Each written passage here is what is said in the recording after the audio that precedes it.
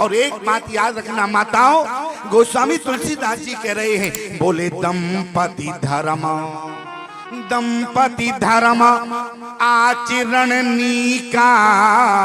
दंपति माने होता है पति पत्नी, और जिस पति पत्नी का आचरण अच्छा होता है, आचरण की प्रधानता है। और एक बात याद रखना, जिस पति पत्नी का आचरण अगर अच्छा होता है तो उनके घर में भगवान का चरण अवश्य आता है। मैं नहीं कह रहा, मानस का प्रमाण है। दंपति धर्म आचरण नीका, ओ अजहु गावे श्रुति जिन कहली का। अब पति पत्नी का आचरण होना कैसा चाहिए, ये भी तो समझो। पति पत्नी का आचरण कैसा हो? बोले पत्नी का आचरण अपने पति के अनुकूल हो, और अगर पत्नी का आचरण पति के अनुकूल है तो मानस गारंटी देती है उनके यहाँ भगवान का ही चरण आता है। आप कहे प्रमाण, बोले कौशल्यादि नार प्रिय, अरे सब आचरण पुनीत और पति अनुकूल। लिखा कि नहीं लिखा? माता कौशल्या क्या है? अपने पति के अनुकूल है, और जो नारी अपने पति के अनुकूल होती है उनकी यहाँ भगवान का चरण आता है। अनुकूलता की पहचान, पत्नी के आचरण को देखकर पति प्रसन्न हो जावे, पत्नी के आचरण को देखकर पति प्रसन्न हो जावे। एक माता जी ने हमसे कहा, बोली स्वामी जी बहुत अच्छी बात बताई, हमारे आचरण को देखकर ये प्रसन्न हो जाए, और जितने प्रतिबंध हैं सब हमारे लिए हैं। हम समय से घर लौट कर आवे, हम समय से घर लौट कर आवे, और इनके लिए कोई प्रतिबंध नहीं है। ये चाहे 11 बजे चले आए, चाहे 2 बजे चले आए, और वो भी झूम कर चले आ रहे हैं। क्यों? ऐसा प्रश्न उठता है माताओं के मुंह। तो एक बात याद रखना माताओं, आप भारतीय सनातन धर्म के वो हीरा हो।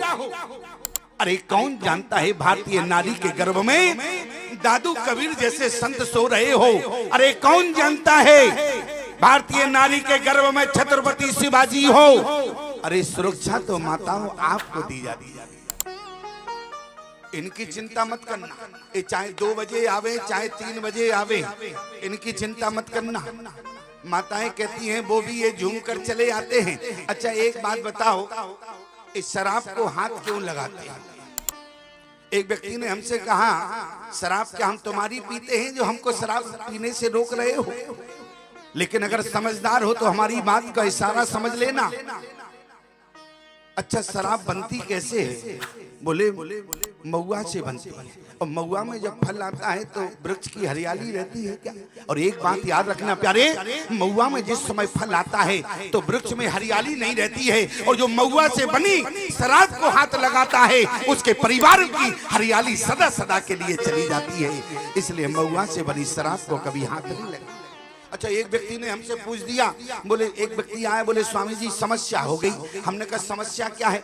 अच्छा लोग महात्मा के पास आते हैं, दुनिया भर की समस्या लेकर आते हैं, जबकि महात्मा मिले तो संत मिलन की चर्चा करना चाहिए। एक व्यक्ति हमारे पास आया, बोले स्वामी जी समस्या है। हमने कहा समस्या क्या है? बोले पैर में बहुत बड़ा फोड़ा हो गया। हमने कहा दिमाग खराब है यार, तो डॉक्टर के पास जाओ, हम क्या फोड़ा का इलाज करते हैं? हम तो भाई महात्मा हैं, भजन करने वाले हैं। बोले नहीं नहीं, आप इलाज तो बहुत जगह हो गया लेकिन ठीक नहीं हो पाया। हमने कहा क्यों मत? अरे इतने डॉक्टरों को दिखाया इसके बाद भी फोड़ा ठीक नहीं हुआ। बोले अब आप संत हैं, थोड़ा सा उपाय बता दे। हमने कहा तो एक काम करो। बोले क्या करें? हमने कहा थोड़ी सी शराब लगा लेना, फोड़ा मिट जाएगा। बोले कैसी बात करते हो, शराब लगाने से कहीं फोड़ा मिटेगा? अरे हमने कहा जिन्होंने शराब को हाथ लगाया उनके परिवार मिट गए, ये तो फिर फोड़ा है, क्यों नहीं मिटेगा? इसलिए ध्यान देना प्यारे, शराब को कभी हाथ नहीं लगाना। अगर अपने परिवार की हरियाली चाहते हो तो जीवन में कभी भी शराब को हाथ नहीं लगाना चाहिए। पीना तो बहुत दूर की बात। बोले दंपति धर्म आचरण नीका, ओ अजहु गावे श्रुति जिन कैली का। पत्नी अपने पति के अनुकूल हो, पत्नी के आचरण को देखकर पति प्रसन्न हो जावे। माताएं कहती हैं हमारे लिए इतने प्रतिबंध हैं। ऐसे समझो जैसे एक दुकानदार होता है, किराने की दुकान हो, परचून की दुकान, और सुबह दुकान खोलता है तो ईमानदारी से बताओ, काजू बादाम के डिब्बे होते हैं तो बाहर लगा देता है कि नहीं? और जब दुकान बंद करता है तो काजू बादाम के डिब्बे अंदर रख देता है। लेकिन किसी दुकानदार ने नमक के बोरे अंदर किए क्या आज तक? माताओं, अरे समाज में तुम्हारी कीमत है और ये तो नमक के बोरे हैं, कौन माई के लाल को ले जाने वाला? सुरक्षा तो आपको दी जाती है माताओं, इसलिए मैं निवेदन करना चाहता हूं। लेकिन ये मत समझना, गोस्वामी तुलसीदास जी ने एक पक्ष की बात नहीं की। भैया थोड़ा इसका इको कम कर दो, आवाज थोड़ा रिपीट हो। एक पक्ष की बात गोस्वामी तुलसीदास जी ने नहीं कहा, दोनों पक्षों की बात की। प्रमाण बोले पत्नी तो पति के अनुकूल हो, और बोले पति अगर पत्नी अपने पति के अनुकूल है और पति धर्म के अनुकूल है तो उनके यहाँ भगवान का चरण आता है। आप कहे प्रमाण क्या है? बोले कौशल्यादि नार प्रिय अरे सब आचरण पुनी, और पति अनुकूल प्रेम दृढ़ हरिपद कमल विनीत। और राजा दशरथ धर्म धुरंधर गुणो निधि ज्ञानी, धर्म धुरंधर गुण निधि ज्ञानी, धर्म धुरंधर गुण निधि ज्ञानी, धर्म धुरंधर गुण निधि ज्ञानी, हृदय भगति मति सारग पानी, हृदय भगति मति सारग पानी। पत्नी अपने पति के अनुकूल हो, पति धर्म के अनुकूल हो। ध्यान से सुनना, बोले दंपति धर्म आचरणनी का, अजहु गाव श्रुति जिन कहली का। शत्रुपा जी अपने पति मनु के अनुकूल है, मनु धर्म के अनुकूल हैं। और मनु का परिवार कैसा है? नृपोत्तान पाद सुत तासु, ध्रुव हरि भगत भये सुत जासु, लघु सुत नाम प्रिय व्रत ताई, वेद पुराण प्रशंसया, देवोती पुनितास कुमारी, जो मुनि कर दम के प्रिय नारी, आदि देव पिरुदीन दयाला, जठर धर्यु जे कपिल कृपाला। ऐसे मनु ते मनुराज कीन बहुकाला। लेकिन इसके बाद भी मनु का जब चौथा पल लगा, प्यारी स्थिति क्या है? बोले हो न विषय भिरा। मनुष्य जीवन का उद्देश्य क्या है? मनुष्य जीवन का उद्देश्य क्या है? एक बात याद रखना, अरे 84 लाख योनियों में केवल मनुष्य जीवन है जिसको बड़े भाग्य मानुष तन पावा, सुर दुर्लभ सब ग्रंथ हैं गावा। कभी आपने विचार किया, जिस शरीर के रोम रोम से मेल निकलता हो, क्या वो शरीर बड़भागी हो सकता है क्या? लेकिन इसके बाद भी वो शरीर बड़भागी, बड़े भाग जिस शरीर के रोम रोम से मेल निकलता हो, क्या वो शरीर बड़भागी हो सकता है? लेकिन इसके बाद भी गोस्वामी तुलसीदास जी बड़भागी लिख रहे हैं। कारण क्या है? कारण सिर्फ इतना है प्यारे, अरे 84 लाख योनियों में केवल मनुष्य जीवन बड़भागी है, क्योंकि आप किसी भी योनि में भगवान को प्राप्त नहीं कर सकते हैं। केवल मनुष्य योनि एक ऐसी है जिससे आप भगवान को प्राप्त कर सकते हैं। साधन धाम मोक्ष कर द्वारा, पाए न जे परलोक समारा। संत का आप दर्शन कर रहे हैं और संतों का मंच है। एक बात मैं आपसे कहना चाहता हूं, लोग कहते हैं कि मरने के बाद मोक्ष होता है, ऐसा शास्त्र कहता है, लेकिन संतों का भाव श्रवण करना।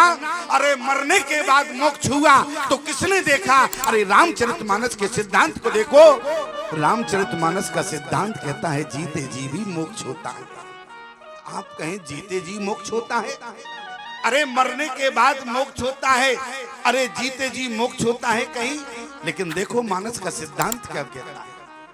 जिस समय हमारे राम जी भरद्वाज मुनि के आश्रम में पहुंचे, भरद्वाज मुनि ने कहा कि राम नंगे पैर आए हो, अरे तुम्हारे चरण कोमल हैं। राम जी ने कहा, बोले गुरुदेव हमारे यहाँ एक बंटवारा होता है। अरे बंटवारा तो लोगों के यहाँ होता है। राम जी ने कहा, बोले गुरुदेव हमारे यहाँ एक बंटवारा हुआ है। अरे बंटवारा तो लोगों के यहाँ होता है। राम जी ने कहा, बोले गुरुदेव अरे लोगों के यहाँ तो केवल चल अचल संपत्ति का बंटवारा होता है, लेकिन राम जी के यहाँ अर्थ धर्म काम मोक्ष चार का बंटवारा होता है। तुम्हारे यहाँ तो केवल संपत्ति बढ़ती है, जमीन बढ़ती है, लेकिन राम जी के यहाँ अर्थ धर्म काम मोक्ष चार का बंटवारा होगा। आप कहें चार, जिस समय भरद्वाज मुनि ने कहा राम अर्थ किसको मिला है? सुनो प्राण प्रिय भावत जी का, देव एक बर भरत टीका। अयोध्या की संपत्ति बंटवारे में भैया भरत को मिली। किसको मिली? भैया भरत को मिली। अच्छा, फिर बोले धर्म किसको मिला है? बोले धर्म किसको मिला? काम किसको मिला? लोग यही जानते हैं कि काम तो राजा दशरथ के खाते में चला गया। राजा दशरथ के खाते में काम नहीं गया प्यारे। अरे काम तो माता कैकेयी के खाते में चला गया। क्यों?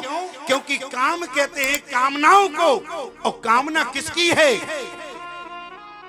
माता कैकेयी की है कि भरत को राज्य मिले, राम को वनवास मिले।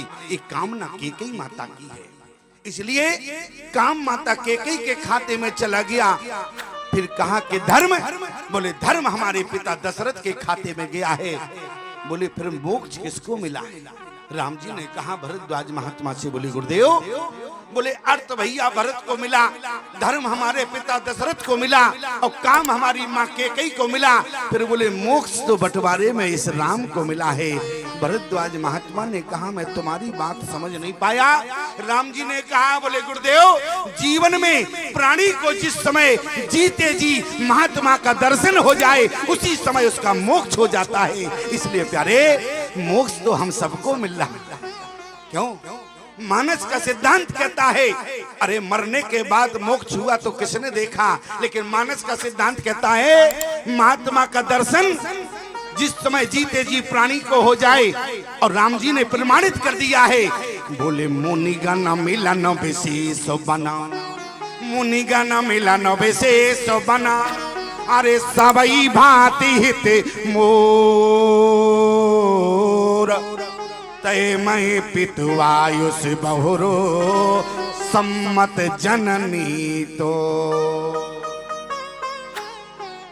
बन जाना किस लिए? मुनिगण मिलन विशेष बन।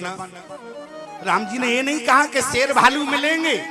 राम जी ने ये नहीं कहा कि वहां हमें असुर राक्षस मिलेंगे। मुनिगण मिलन विशेष बन, क्या मिलेंगे?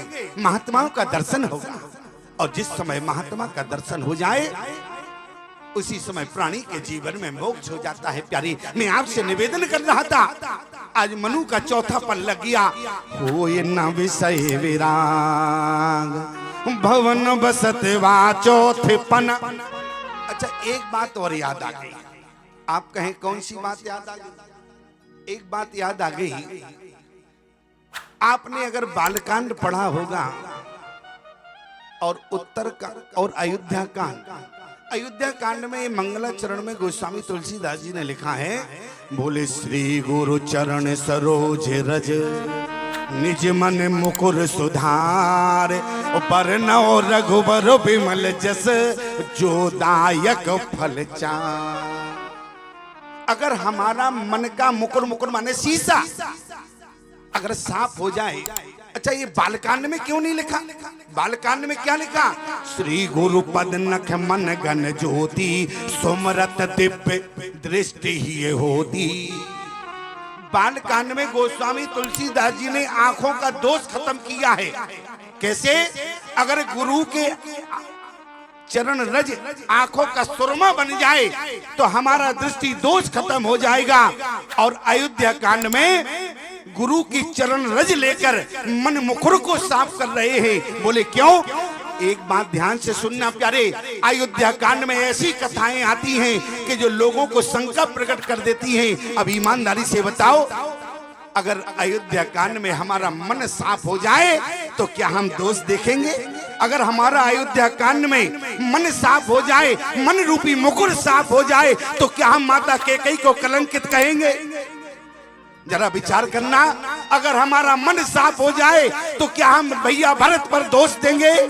जिस भैया भरत ने माता कैकेयी को 1 लाख गालियां दी, क्या हम ऐसे भरत को दोषी ठहराएंगे?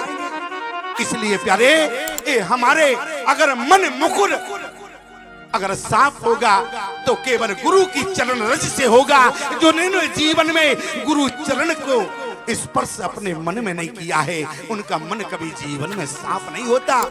इसलिए श्री गुरु चरण सरोज रज निज मन मुकुर सुधार। बालकांड में नहीं लिखा, केवल अयोध्या कांड में लिखा है। क्योंकि अगर हमारे मन को साफ की जरूरत है तो वो अयोध्या कांड में है। अन्यथा अयोध्या कांड में यही कहोगे कि राजा दशरथ के जीवन में काम आ गया। लेकिन याद रखना प्यारे, जिसने भगवान को धरती पर उतार दिया, क्या उसके जीवन में कभी काम हो सकता है क्या? भयो ना आई नावे हो न्यारा, भूप भरत जस पिता तुम्हारा। एक बात और सुनो प्यारे, ब्रह्मा ने सृष्टि में सबको बनाया, लेकिन इसके बाद भी ब्रह्मा ने दुनिया को बनाने के बाद अपने आप को कभी बड़ा नहीं माना। अरे ब्रह्मा ने इतने राजाओं को बनाया, लेकिन अपने आप को कभी बड़ा नहीं माना। लेकिन गोस्वामी तुलसीदास जी कहते हैं, जे नहीं बेरची बड़ भयो विधाता, जे नहीं बेरची बड़, इसका अर्थ क्या करोगे? जे नहीं बेरची बड़ भयो विधाता, मैं माँ अवध राम पितु माता। इसलिए ध्यान देना प्यारे, मैं तो केवल आपसे इतना कहना चाहता हूँ, होए न विषय विराम, भवन बसत वाचोथ पना, हृदय बहुत दुख लाग, और जन्म गयो हरि भगति बिन। आज मनु का जीवन चौथा पन लग गया। तई मन राज कीन बहु काला। मनु तो इतने बड़े राजा है कि सोयंभो मनु अरसत रूपा, जिनते भई नर सृष्टि अनूपा। लेकिन इसके बाद भी होए न विषय विराग। शत्रुपा जी ने एकांत में देखा कि हमारे पति के रोने की आवाज है। शत्रुपा दौड़ कर गई। शत्रुपा ने कहा कि नाथ आप रो रहे हो, रोने का कारण क्या है? पत्नी ने बाद में पूछा, पहले अपने पति को प्रणाम किया, और जब मनु को प्रणाम किया, मनु से पूछा कि रोने का कारण क्या है? मनु ने कहा, भाग्यवान बोले बहुत गई थोड़ी रही, और थोड़ी भी अब जाए। क्या हो गया? जीवन चला गया, भजन नहीं किया। शत्रुपा जी ने कहा, कोई बात नहीं, जब जागे तभी सवेरा। लेकिन मैं आपसे केवल निवेदन करना चाहता हूँ, ये मनु की कथा सामान्य नहीं है। मनु की कथा सुनने के बाद भी अगर हमारे जीवन में, हमारे हृदय में अगर हमें पछतावा नहीं हुआ, तो कितनी बार भी मनु की कथा सुनना बेकार है। अरे मनु का जीवन तो देखो, मनु के यहाँ कोई कमी है क्या? लेकिन इसके बाद भी होए न विषय विराग, भवन बसत वाचोथ पना, हृदय बहुत दुख लाग, जन्म गयो हरि भगति बिनु। शत्रुपा जी ने कहा, जब जागे तभी सवेरा, इसलिए एक काम करो। बोले भजन करने क्यों नहीं चलते हो? ये नहीं कहा कि तुम चले जाओ, एक कहा हम दोनों भजन करेंगे। अच्छा आप कहें प्रमाण? देखो रामचरितमानस के संकेतों को समझा करो। ये लिखा तो नहीं है, लेकिन संकेत क्या है? अगर शत्रुपा की इच्छा ना होती तो अपने पति के साथ ना जाती। क्यों? शत्रुपा की इच्छा ना होती तो अपने पति के साथ नहीं जाती। गोस्वामी जी को लिखना पड़ा, अरे बरबस राज सुतय तब दीना, बरबस राज सुतय तब दीना, नारी समेत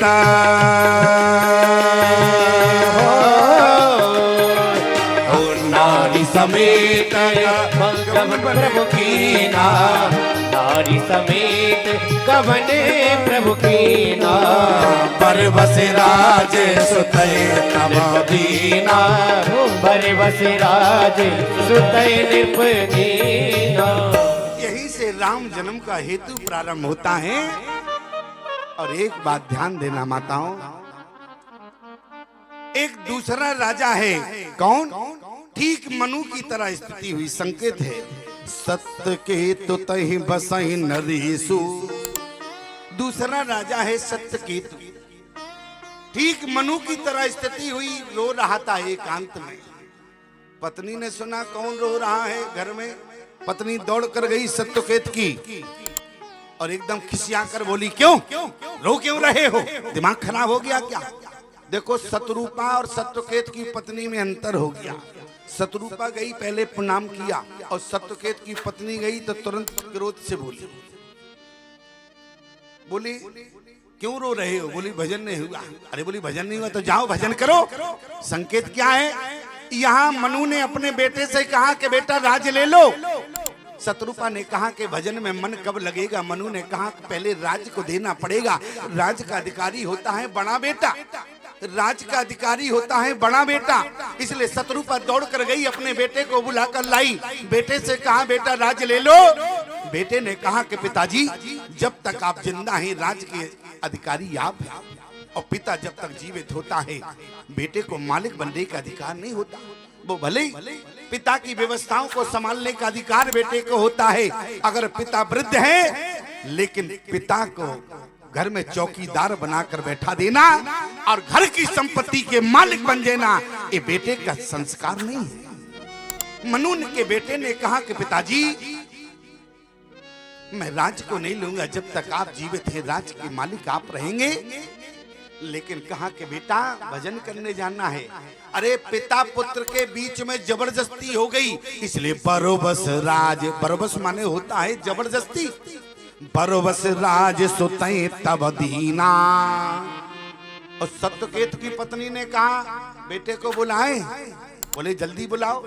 और जैसे ही बेटा आया सत्यकेत ने कहा बेटा राज ले लो। बेटे ने कहा मना कब किया था? इसका क्या मतलब हुआ?